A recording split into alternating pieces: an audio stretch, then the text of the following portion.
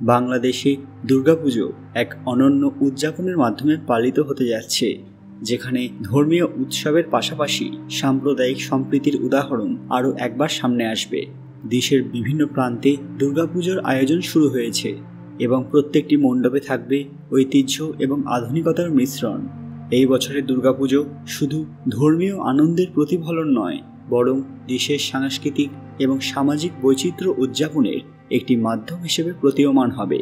কিন্তু এরই মধ্যে বাংলাদেশ সরকার এমন কিছু কথা বলেছে যা গোটা দেশবাসীকে থমকে দিয়েছে। মূলত সেই দেশের হিন্দুরা অবাক হয়ে গিয়েছেন। ঠিক কী ঘটেছে জানলে আপনারাও অবাক হবেন। জানার আগে কমেন্ট বক্সে হর হর মহাদেব লিখতে ভুলবেন না। সকলকে আমাদের চ্যানেল পুরাণ কথায় স্বাগত। আজকে আপনারা জানবেন বাংলাদেশে দুর্গাপুজো নিয়ে বড় ঘটনা। ভিডিওতে এগোনোর আগে সবাই অতি সত্বর আমাদের চ্যানেলটি সাবস্ক্রাইব করে নেবেন। বাংলাদেশে হিন্দু সম্প্রদায়ের জন্য এই পুজো যেমন আধ্যাত্মিকতার প্রতীক, তেমনি মুসলিম সম্প্রদায় সহ অন্যান্য ধর্মাবলম্বীদের সাথে মিলে একত্রিতভাবে এই উৎসব পালনের মধ্যে দিয়ে জাতীয় ঐক্যের বার্তা ছড়িয়ে দেওয়া যাবে, এমনটাই সবার উদ্দেশ্য থাকে। পূজা মণ্ডপগুলিতে নিরাপত্তার ব্যবস্থা জোরদার করা হবে, যাতে সকলে শান্তিপূর্ণভাবে দুর্গাপুজোর আনন্দ উপভোগ করতে পারে। 2024 সালের দুর্গাপুজো শুধুমাত্র ধর্মীয় আচার অনুষ্ঠানের মধ্যে সীমাবদ্ধ থাকবে না, বরং সামাজিক দায়বদ্ধতা, পরিবেশ রক্ষা এবং সাম্প্রদায়িক সম্প্রীতির নতুন দৃষ্টান্ত স্থাপন করবে। আমরা সবাই জানি ডক্টর মোহাম্মদ ইউনূস, যিনি নোবেল শান্তি পুরস্কার বিজয়ী এবং গ্রামীণ ব্যাংকের প্রতিষ্ঠাতা, বাংলাদেশের অর্থনৈতিক উন্নয়নে অসামান্য ভূমিকা রেখেছেন। সমাজের দরিদ্র এবং প্রান্তিক মানুষদের জীবনমান উন্নয়নে তার ক্ষুদ্র ঋণ কার্যক্রম বিশ্বব্যাপী প্রশংসিত হয়েছে। আসন্ন দুর্গাপুজোর সময়ও তার ভাবনা দেশে সম্প্রীতি, সহাবস্থান এবং ধর্মীয় সৌহার্দ্য নিয়ে বিশেষভাবে প্রাসঙ্গিক। কিন্তু এরই মধ্যে শোনা গিয়েছে এমন কিছু খবর যা গোটা দেশকে অবাক করে দিয়েছে। তিনি এমন কি ঘোষণা করেছেন যা অনেকেরই চিন্তার কারণ হয়ে দাঁড়িয়েছে। দুর্গাপুজো বাংলাদেশের অন্যতম প্রধান হিন্দু ধর্মাবলম্বীদের উৎসব হলেও এটি সকল ধর্ম এবং সম্প্রদায়ের মানুষের একত্রিত হওয়ার একটি মঞ্চ। ডক্টর ইউনূসের আদর্শ এবং কাজ জাতীয় ঐক্যের প্রতীক হিসেবে ধরা যায়, যেখানে তিনি সব ধর্ম এবং শ্রেণীর মানুষকে আর্থিকভাবে স্বাধীন এবং ক্ষমতায়িত করতে চেয়েছেন।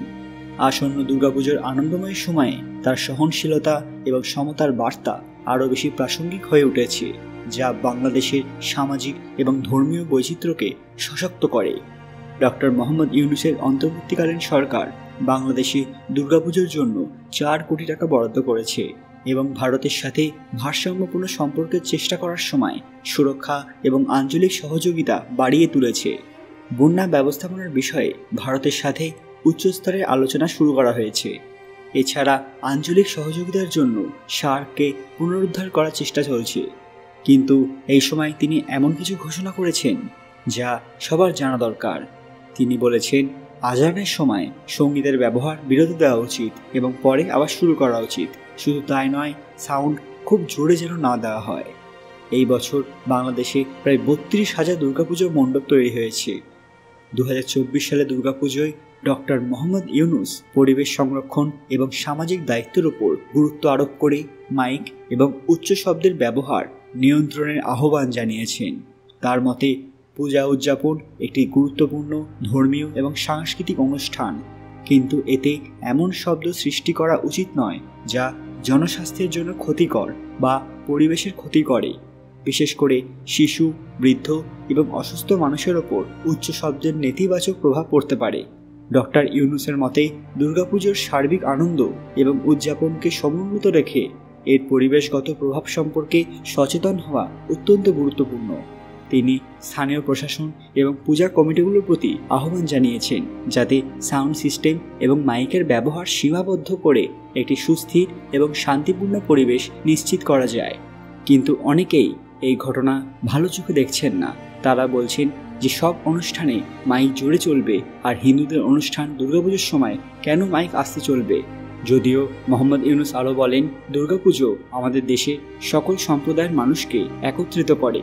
আমরা চাই এই উৎসবের সময় কেউ যেন শব্দ দূষণের কারণে ভোগান্তির শিকার না হন। পরিবেশ রক্ষা এবং সকল মানুষের সুস্বাস্থ্য নিশ্চিত করাই আমাদের লক্ষ্য হওয়া উচিত। কিন্তু এর আগে কখনো হিন্দুদের কোনো অনুষ্ঠান নিয়ে এরকম কথা বলা হয়নি, কখনো মাইক নিয়ে কোনো রকম নিষেধাজ্ঞা জারি করা হয়নি। ফলে তার এই কথা এক নতুন বিতর্কের সৃষ্টি করেছে। অনেকেই মনে করেন ডক্টর ইউনূস তার প্রতিষ্ঠিত প্রতিষ্ঠানগুলির ওপর পূর্বের মতো নিয়ন্ত্রণ রাখতে পারছেন না এবং তার সামাজিক প্রভাবও কিছুটা কমে গেছে। তবে তার অবদান অস্বীকার করার মতো নয়। বিশ্বব্যাপী স্বীকৃত এই অর্থনীতিবিদ এবং নোবেল পুরস্কারপ্রাপ্ত ব্যক্তি এখনও দেশের অনেক মানুষ এবং সংগঠনের কাছে প্রেরণার উৎস। কিন্তু রাজনৈতিক এবং প্রশাসনিক স্তরে তার প্রভাব এখন আগের মতো কার্যকর নয়। এই নিয়ে আলোচনাও হয়েছে। ডক্টর ইউনূস এখনও ঠিকঠাক দেশের নিয়ন্ত্রণ করতে পারছেন না এবং তার প্রতিষ্ঠানগুলি সরকারি বিধিনিষেধ এবং চাপের মুখে পড়েছে। তবুও তার দৃষ্টিভঙ্গি এবং মানবিক প্রচেষ্টা দেশের বাইরে আজও সম্মানিত হচ্ছে। তার এই অ্যানাউন্সমেন্টকে ভারতীয় হিন্দুরাও অনেকেই প্রশংসা করছেন, আবার অনেকেই অন্য চোখে দেখছেন। বন্ধুরা, এ বিষয়ে আপনাদের প্রতিক্রিয়া কী? আজকের ভিডিওটি অবশ্যই লাইক করবেন এবং শেয়ার করে সবাইকে দেখার সুযোগ করে দেবেন। কমেন্ট বক্সে ভক্তির সঙ্গে হর হর মহাদেব লিখতে ভুলবেন না। আর এরকম দরকারি আপডেট পেতে পুরাণ কথা অফিসিয়াল চ্যানেলটি মনে করে সাবস্ক্রাইব করে নেবেন। খুব তাড়াতাড়ি ফিরে আসবো আরও একটি দরকারি ভিডিও নিয়ে। ততক্ষণ আপনারা এই ভিডিওগুলো দেখতে পারেন।